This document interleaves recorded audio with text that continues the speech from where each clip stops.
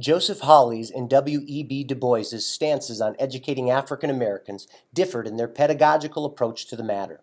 Holley promoted vocational education, while Du Bois eventually supported both vocational education along with classical education. These differences, along with both men's views on integrating educational institutions, offers modern students such as myself a glimpse into their overarching tendencies and opinions regarding social justice, democracy, poverty, freedom, racial uplift, collaboration, resistance, and compromise, the focus of this assignment. Both Holley and Du Bois had carefully crafted opinions about integration and racial uplift.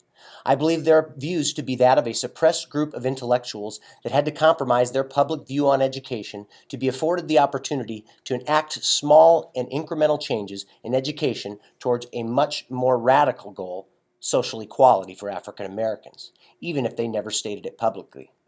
I must add, without much insight into their true private thoughts, it is hard to distinguish between what they truly believed to be right and moral and what they believed was more appropriate to say in public regarding the education and uplifting of African Americans.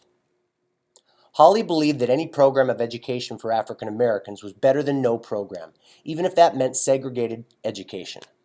That belief, coupled with his conservative Christian upbringing and the accommodations he was forced to make for white donors and political leaders, led to Holley's over-compromising as he formed his views on education, in my opinion.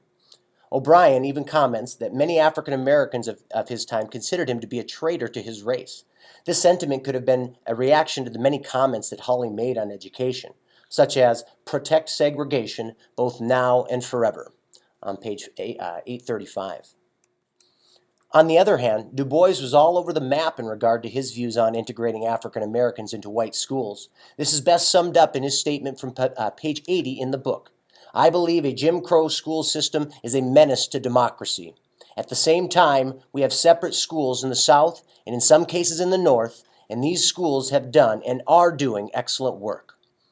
I concede his message didn't necessarily contradict itself, although it may have sent contradictory messages to the public. In my opinion, Du Bois was referring to the fact that even if black schools did great work as a part of a segregated American school system, democratic tools for equality, such as tax dollars, would never have been equally dispersed in a separate but equal educational system. I believe his discombobulated and often contradictory opinions on integrating black and white students offers a glimpse into what he really believed, that separate schooling, although capable of successes, was inherently unfair and undemocratic. When he spoke in favor of integration, it seems as though he desperately wanted to cut the crap and voice his real opinions. It has been said that a large personality often contradicts itself, and I believe Du Bois embodied this. A lot was going through his head as he formulated his ideas, and he offered his opinions as they came into his head, often before he fully comprehended a comprehensive plan. Although I truly believe Du Bois to be moral and just at his core, his contradictory messages may have done much damage to the advancement of African American education in the future. During the Harvard debates in Great Debaters, a student is quoted as saying, "The beauty of democracy is this. No idea prevails without the support of the majority. The people decide the issues of the day, not a majority of one." The people in this analogy could be the Americans that closely followed Du Boisian thought, holding it close to their hearts. How could the majority of Americans, with the sole tool of democracy at their disposal, agree on an educational policy if they are receiving mixed messages from the most prominent educational thinker of their time? Du Bois initially believed that only classical education would offer the masses the tools they needed to lift themselves out of poverty. He believed it would equip African American students with a sense of self that was so important to success, as well as the critical thinking skills necessary to adapt themselves efficiently over time to changes in society and industry, allowing the black race to transcend the shackles of the past and uplift themselves. Du Bois reconciled his contradictory thoughts by eventually developing an approach to education that included both classical education and vocational education. He came to terms with the fact that while classical education would uplift the masses over time, vocational education would provide a firm footing from an economic standpoint from which to begin this social uplift. On the other hand, Holley was focused on the now. He appeared to promote vocational education as a means for racial uplift, saying it would provide African Americans with the economic means to lift themselves out of poverty. Although there was merit to this argument, Holley was concurrently, some would say intelligently, satisfying Southern white supremacist worries over the Southern states economically trailing behind the Northern states. Holley played to whites' fears by offering them a means of training a new and cheap workforce that would bolster the Southern economy. It is hard to determine if his support of vocational education was in the best interest of uplifting African Americans, or if it was merely a tool he used to appease white supremacists as he was eliciting their support for his own ventures. In my opinion, great debaters solidified the importance of classical education as a means of obtaining freedom, as the characters had a nuanced understanding of what it takes to uplift African Americans in an unfair, though democratic, society. The students and great debaters were incredibly intelligent in the ways of the world.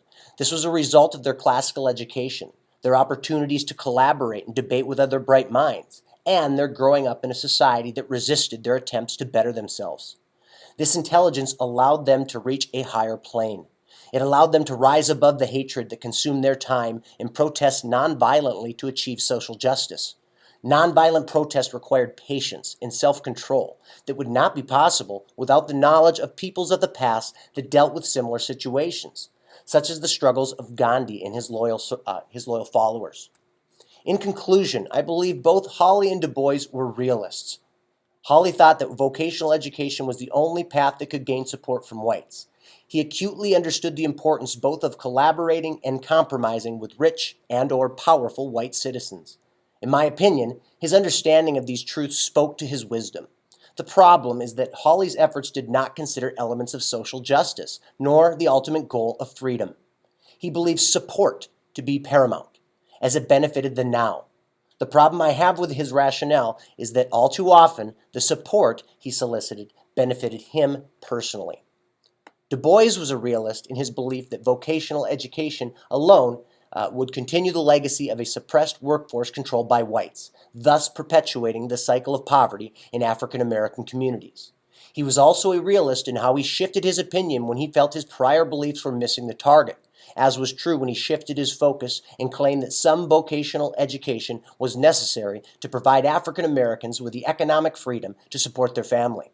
Though he never stopped believing that classical education was also necessary to plant the seed in African Americans that they deserve and can achieve more in a free and democratic society.